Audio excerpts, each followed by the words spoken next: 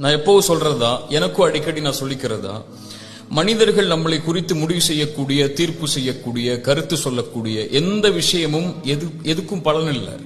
நம் மனிதர்கள் செய்யக்கூடிய, சொல்லக்கூடிய விஷயத்தை கொண்டு மட்டும் நம்முடைய வாழ்க்கையை முடிவு செஞ்சு கொண்டே இருந்தோம்னா, அதை குறித்து மட்டுமே கவலை கொண்டு இருந்தோம்னா, நம்ம வாழ்க்கையை கடைசியில திரும்பி பார்த்தா நமக்கான வாழ்க்கைன்னு எதுவுமே இருக்காது.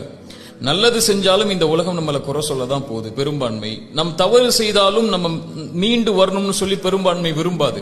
நம்மளை முடிவு செய்யக்கூடியவன் இறைவன் ஒருவன் தாங்கிற எண்ணத்தோட மட்டும் இந்த உலகத்துல பயணித்தால் மட்டுமே வெற்றி கிடைக்கும், நிம்மதி கிடைக்கும். குர்ஆனுடைய இந்த வசனம் பொருத்தமா இருக்கும்.